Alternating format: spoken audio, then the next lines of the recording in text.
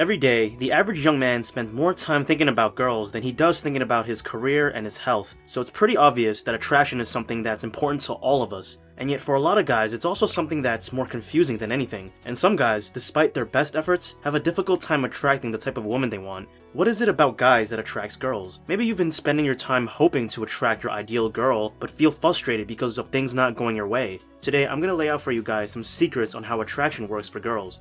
Once you understand these 3 psychological secrets of attraction, you'll much better understand exactly how to push the right buttons when trying to attract your dream girl, as well as increase your overall level of attractiveness. So the first secret, women want to be desired. You see, attraction for girls works on both the psychological level as well as the physical level. When you display things like social status, girls will be affected on the psychological level, meaning that she understands that you'd logically make a good partner for her. When you show your desire to a woman, however, you affect her on the physical level, which ignites her sexual arousal. Now, I'm not saying that this is the case 100% of the time. There are always going to be some exceptions, but research shows that this is a common factor in female attraction, and my experience definitely aligns with this finding. Human beings all have a bit of narcissism within us. It helps us maintain our self-image and confidence. This narcissistic trait especially plays a role in attraction for women. Women get turned on by being wanted, by being desired. Now that we know this, seemingly disconnected things that turn a girl on, like a romantic marriage proposal as opposed to the erotica novel 50 Shades of Grey, makes sense, because both events show a lot of desire for her by a man. One is showing his desire for her by giving his unwavering commitment, whereas the other is showing his desire by physically imposing himself on her. Now, I'm not saying that women actually want to be in a sadomasochistic relationship like in 50 Shades of Grey, but what they want is to be desired.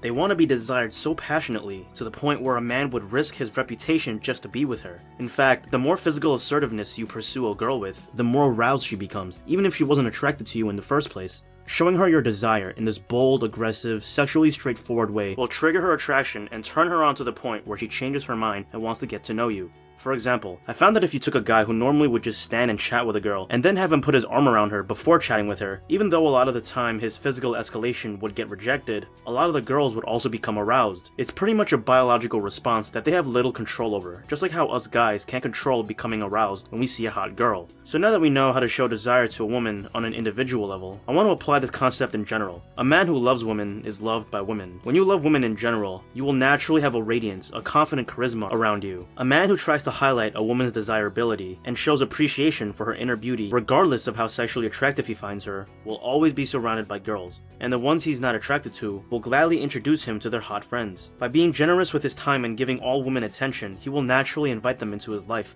and then once he finds the one he really likes, he'll be able to seduce her by showing his desire.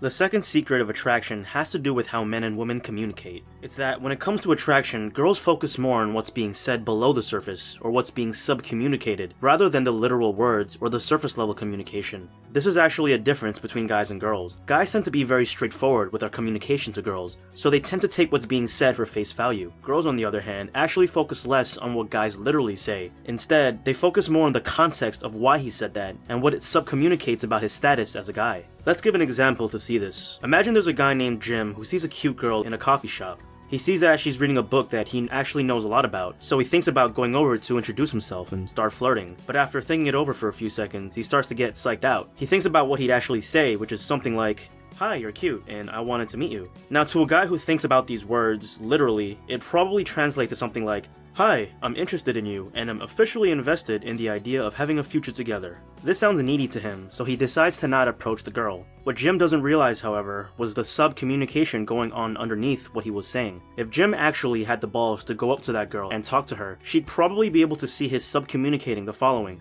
"Hey, I like you, and I'm okay with the idea of you rejecting me, or else I wouldn't even be approaching you," which means that I'm a confident guy. Think about it, if a guy is scared of a girl rejecting him, then he wouldn't have been honest with her in the first place. He would have probably pretended to not even like her, to avoid the risk of rejection. The fact that he actually approached her and made himself vulnerable actually projects confidence, and girls can pick up on that attractive inner confidence.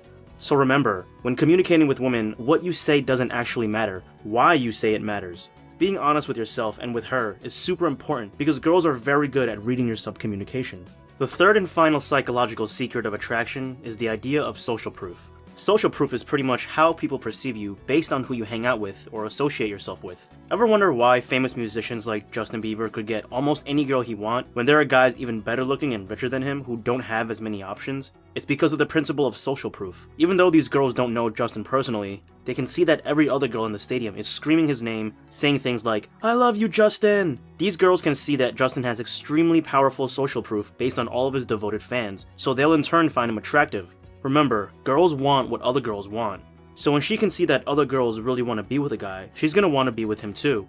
Now I know what you're thinking. Gentleman's guide, I'm no Justin Bieber, this will never work for me.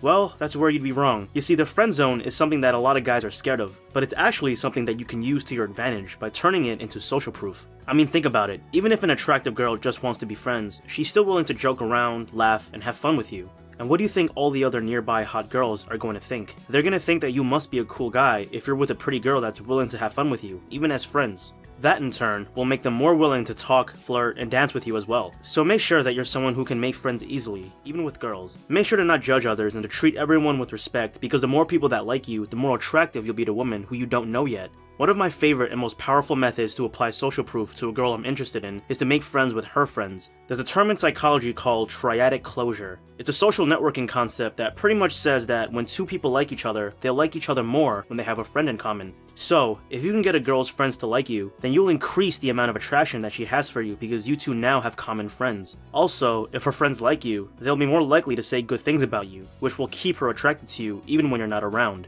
So make sure to always make friends with her friends. That's it for the video. Thanks for watching and see you next time.